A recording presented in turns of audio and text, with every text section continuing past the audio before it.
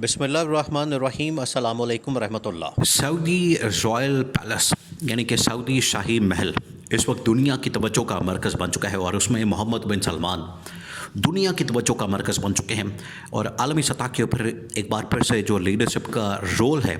وہ محمد بن سلمان کے ہاتھ میں آ چکا ہے، یعنی کہ عالم اسلام کے ہاتھ میں آ چکا ہے۔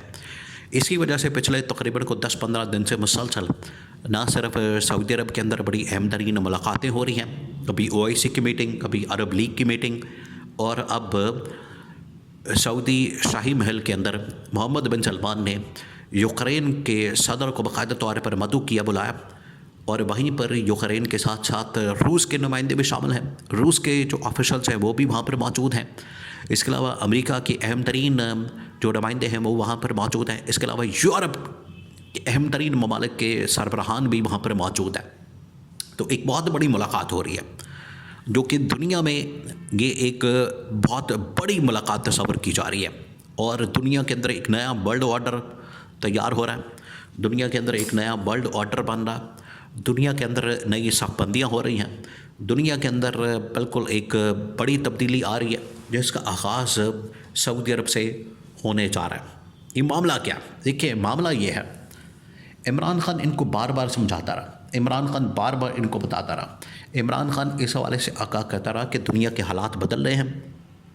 دنیا بالکل تبدیل ہو رہی ہے، دنیا کے اندر چیزیں بڑی تیزی کے ساتھ بدل رہی ہیں، تو اس کے مطابق آپ نے اپنے آپ کو ڈھالنا ہے، اس کے مطابق آپ نے اپنے آپ کو چلنا ہے، لینا ہے، اور اس کے مطابق آپ نے آگے بڑھنا ہے۔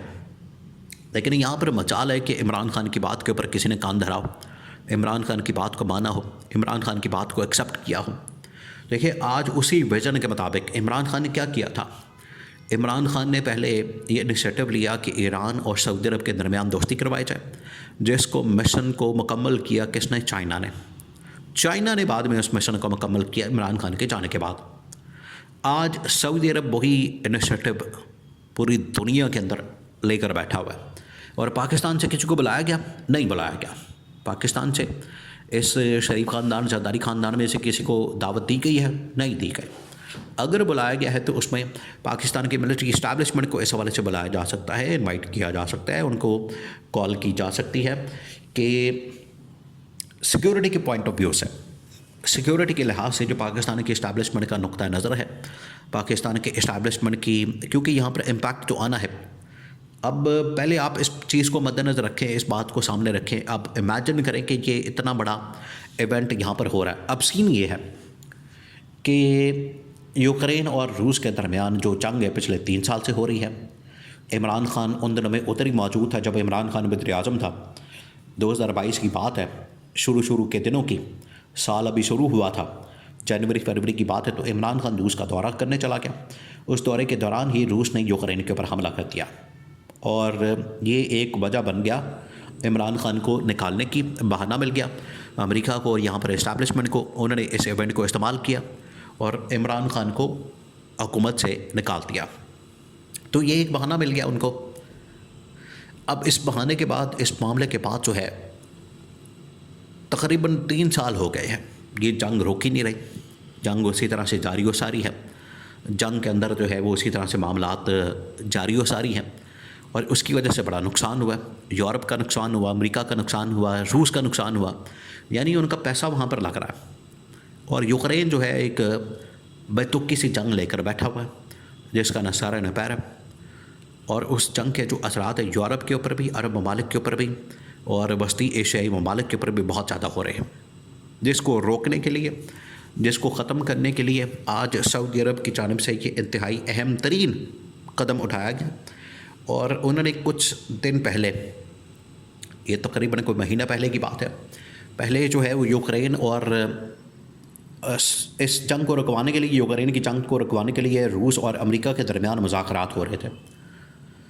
تو یوکرین نے اس کے اوپر بڑا اعتراض کیا تھا کہ معاملہ جو ہے وہ میرے متعلق ہے، بات میرے متعلق ہے اور میں اس کے اندر ہوں ہی نہیں۔ تو آج آخرکار زیلنسکی جو کہ یوکرین کا صدر ہے، اس کو بلایا گیا ہے، اس کو وہاں پر دعوت دی گئی ہے، اس کو وہاں پر ویلکم کیا گیا ہے، انوائٹ کیا گیا ہے، اور ان کی ملاقاتیں ہو رہی ہیں۔ اب پاکستان کا اس میں کردار کیا ہے؟ پاکستان کا اس میں معاملہ کیا ہے، یا پاکستان کا اس میں رول کیا ہے؟ وہ یہ 2-3 چیزیں۔ ایک تو یہ کہ پچھلے دنوں جب یہ محسوس کیا گیا ہے کہ دنیا کے اندر اب تبدیلی آنے والی ہے اور امریکہ مان نہیں رہا اس جنگ کو جاری رکھنے کے لیے، تو برطانیہ نے پاکستان کے army chief general Asim Munir کو بلایا اپنے ملک کے اندر اور ان کے ساتھ بات چیت کی کہ اگر کسی سٹیج کے اوپر، کسی فیز کے اوپر یا کسی بھی ٹائم کے اوپر پاکستان کی فوج کی ضرورت پڑتی ہے تو اس کے لیے پاکستان کی فوج کو بلایا جائے، پاکستان کی فوج کو وہاں پر بھیجا جائے۔ کہاں پر؟ یوکرین کے اندر، یا تو وہاں پر لڑنے کے لیے یا پھر پیس مشن کے لیے، امن و امان کو قائم رکھنے کے لیے، اس صورت کے لیے بھیجا جائے وہاں پر یوکرین میں، یا پھر اس مقصد کے لیے یا اس مقصد کے لیے۔ تو دونوں کے لیے جو ہے وہ آرمی چیف کو بلایا گیا، وہاں پر ان کے ساتھ ڈسکس کیا گیا، ان کے ساتھ یہ معاملہ سامنے رکھا گیا اور ان کے ساتھ ساری ڈسکشن ہوئی۔ یہاں سے آپ پاکستان کی اہمیت کا اندازہ کر سکتے ہیں، پاکستان کی اہمیت کو آپ سمجھ سکتے ہیں۔ اب اس کا امپیکٹ آنا ہے اور امپیکٹ کی وجہ سے پاکستان کے اوپر یہ ڈپینڈ کرتا ہے کہ وہ اب کس بلاک کے اندر جاتا ہے۔ اب یہ پاکستان کے اوپر ہے کہ کس بلاک کے اندر جاتا ہے، آیا وہ یوکرین کے ساتھ جائے گا یعنی کہ یورپ کے ساتھ، یا پھر امریکہ کے ساتھ۔ اور اگر سعودی عرب بیچ میں آ گیا ہے تو پھر تو پاکستان بالکل بھی اس سے کٹ آف نہیں رہ سکتا اور نہ ہی پاکستان اس معاملے میں آئسولیٹ رہ سکتا ہے۔ دیکھیے ویسے ہی پاکستان کو سفارتی سطح کے اوپر بہت سارے مسائل کا سامنا ہے اور بہت ساری مشکلات کا سامنا ہے۔ پاکستان انٹرنیشنل لیول کے اوپر آئسولیشن کا شکار ہے، اس گورنمنٹ کی وجہ سے، اس حکومت کی وجہ سے۔ انہوں نے انٹرنیشنل لیول کے اوپر اتنی ورکنگ نہیں کی، انٹرنیشنل لیول کے اوپر انہوں نے اتنا اچھا کام نہیں کیا، جس کی وجہ سے آج پاکستان کو یہ خمیازہ بھگتنا پڑا ہے کہ پاکستان انٹرنیشنل لیول کے اوپر بالکل آئسولیٹ ہو چکا ہے۔ دوسرا یہ کہ اب جیسے پاکستان سے عمران خان اور پی ٹی آئی نے پوری دنیا کے اندر کیمپین کی ہے اور پوری دنیا کے اندر بتا دیا ہے کہ یہاں پر ایک جعلی گورنمنٹ ہے، جعلی حکومت ہے، فارم 47 کی گورنمنٹ ہے، جنہوں نے جعلی طریقے سے اقتدار حاصل کیا، جنہوں نے مینڈیٹ کے اوپر ڈاکہ مارا، چوری کی، ان کو تو کوئی بلانے کے لیے تیار نہیں، کوئی ملک ان کے ساتھ بات کرنے کو تیار نہیں، ان کے ساتھ ڈیل کرنے کو تیار نہیں۔ اس وجہ سے چانسز تو یہ ہے کہ اگر آنے والے دنوں میں بلایا جاتا ہے تو اس میں army chief general Asim Munir کو